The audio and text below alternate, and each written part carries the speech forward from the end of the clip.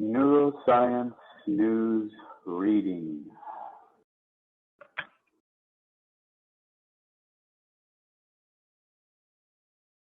Neuroscience News Reading.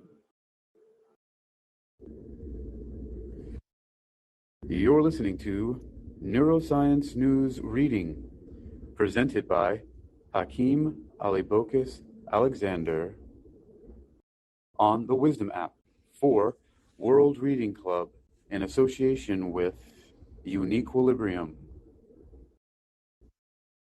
Today's reading focus is from neurosciencenews.com and is titled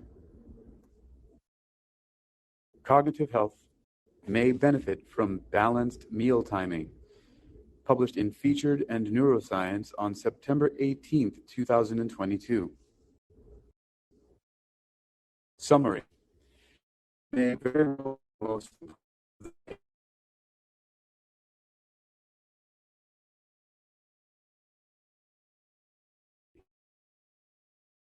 to old age, while maintaining a temporal distribution of energy intake during a day helps maintain cognitive health.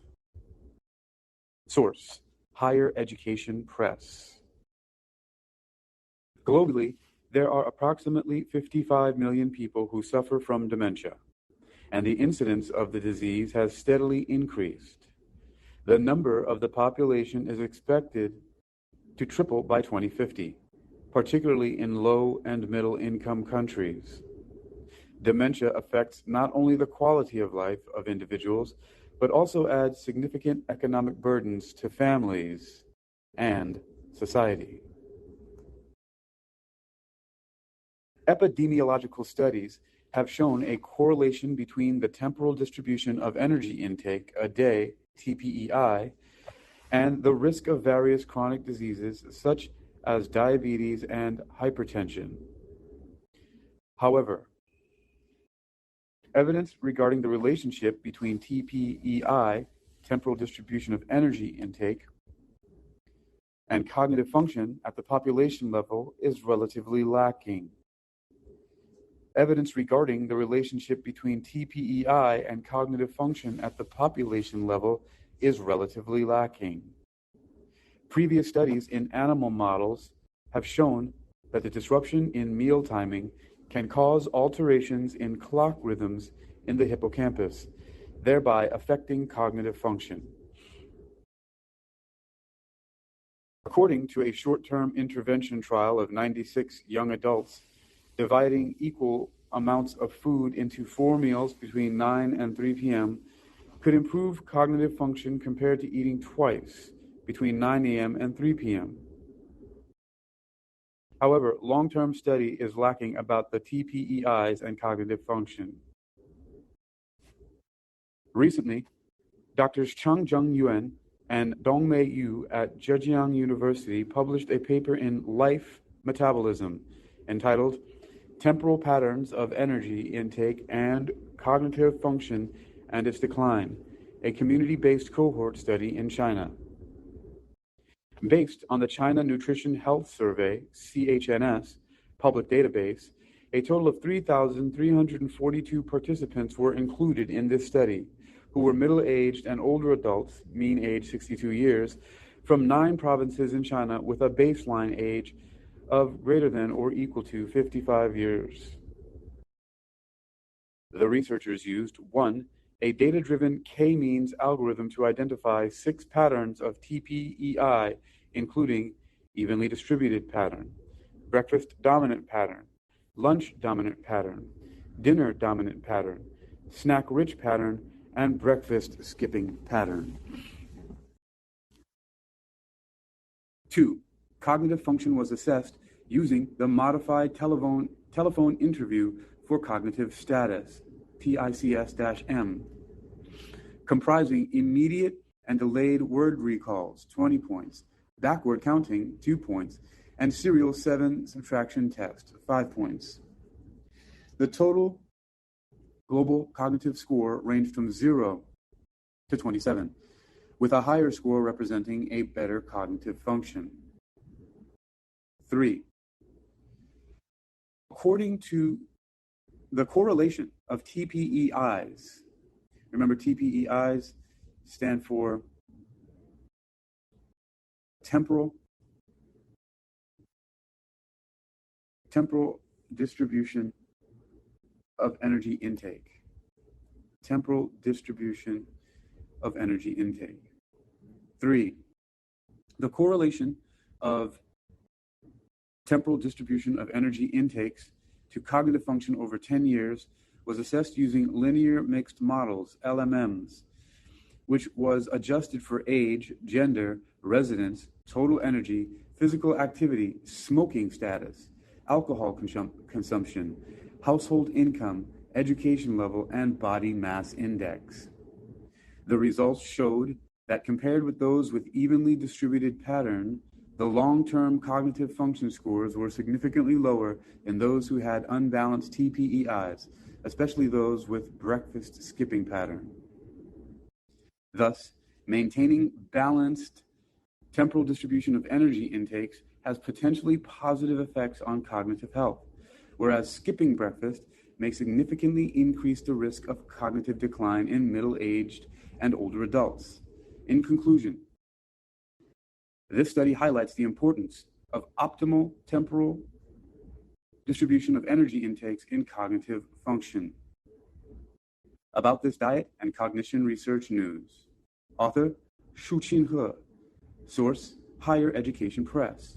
Contact, Shu Qinhe, Higher Education Press. Image, the image is in the public domain if you're reading this article on neurosciencenews.com. Original research has open access. Temporal patterns of energy intake and cognitive function and its decline. A community-based cohort study in China by Changjung Yuan and others. Life Metabolism. You're listening to Neuroscience News Reading, presented by Hakeem Ali Bokus Alexander on the Wisdom app in association with Uniquilibrium for World Reading Club. Neuroscience News continues with an abstract from Temporal Patterns of Energy Intake and Cognitive Function and Its Decline, a community-based cohort study in China. Worldwide, around 55 million had prevalent dementia in 2019, which is expected to triple by 2050, especially in low and middle-income countries lacking timely diagnoses and limited effective treatment of dementia make identifying risk factors crucial for its early prevention, among which dietary factors have received increasing attention. NeuroscienceNews.com asks you to join our newsletter. Sign up to receive our recent neuroscience headlines and summaries sent to your email once a day, totally free. We hate spam and only use your email to contact you about newsletters. You can cancel your subscription anytime. Neuroscience News posts science research news from labs, universities, hospitals, and news departments around the world. Science articles can cover neuroscience, psychology, AI, robotics, neurology, brain cancer, mental health, machine learning, autism, Parkinson's, Alzheimer's, brain research, depression, and other topics related to cognitive sciences. You've been listening to Neuroscience News Reader, presented by Hakeem Ali Bokus Alexander on the Wisdom app for World Reading Club in association with Uniquilibrium. Cognitive health may benefit from balanced meal timing. All right. Now, is that a surprise that food in some way affects your cognitive function?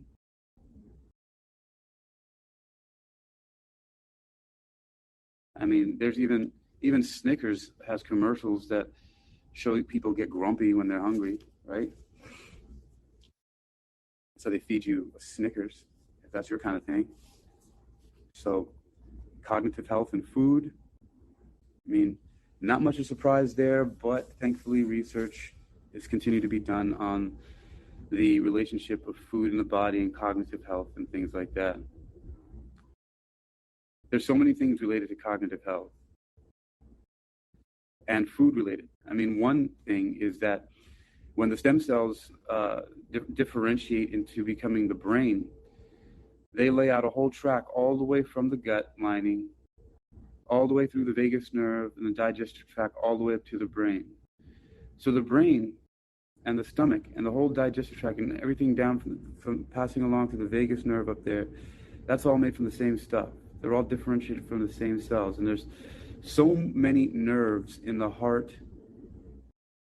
I believe not too long ago in neuroscience research, I came across some information about there being more than or almost as many neurons in the heart or heart area than there are in the brain. Just as many or more than there are in the brain. I'm not exactly sure about that, but I mean, there's so many things that as a clinical hypnotist, I've treated because of hypoglycemia or low blood sugar.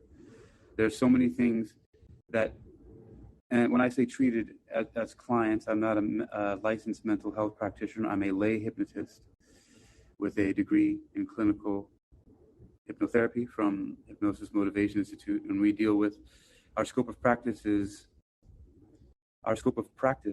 vocational and avocational motivation and self-improvement. And so, for example, a person developed a phobia of an agoraphobia, eventually it turned out to, but first started getting severe. They started having a fear of driving, or an irrational fear of driving on the highway, which is a phobia. Anyway, the hypnotherapy didn't work, but there was something else we could do for physical control of the mind. And it was the hypoglycemic diet. So another hypnoathletics or physio meditation workaround that I learned from the Hypnosis Motivation Institute. And so, of course, we know that cognitive health may benefit from balanced meal timing. What they're talking about is specifically is keeping your body evenly balanced throughout the day, not letting it get too high, not letting it get too low, by pacing out your meals evenly throughout the day. They call it a temporal distribution of energy intake a day, or TPEI. So there's a correlation between that and the risk of various chronic diseases such as diabetes and hypertension. The point of this whole thing is saying that regarding that relationship, and how it functions at the population level, that the relationship and research about it is relatively lacking. So this article coming out of China is hoping to put this kind of research more on the map, nutrition sciences, and rightly so. So many diseases, so many illnesses can be alleviated and treated by the altering or the varying the concentrations of substances normally occurring in the body. This is the basis and the foundation of orthomolecular psychiatry as laid out in a paper by Linus Pauling in 1968 called Orthomolecular Psychiatry, where he said in the title, Orthomolecular Psychiatry, varying the concentrations of substances normally occurring in the body may control mental disease. Linus Pauling won 2 unshared Nobel Prizes, the only person to ever do so. Maybe that's out of luck. But one of them was the Nobel Peace Prize. He's a chemist, a PhD chemist who's written various books about on chemistry and the health and its relation to the human body, chemistry that is. And he has many awards and accolades. His work was lobbying against the governments of the world for doing nuclear testing because of the fallout. Remember, he's a chemist.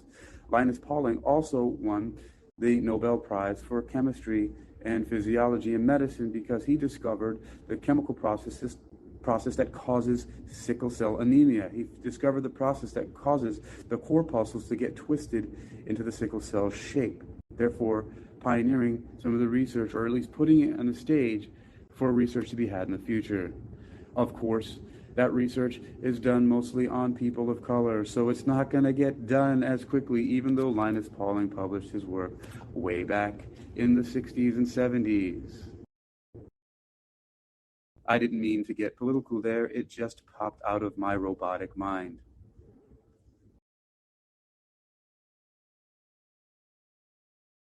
This was a Neuroscience News reading. I'm Hakeem Ali Bokus Alexander. Catch you on the next wave.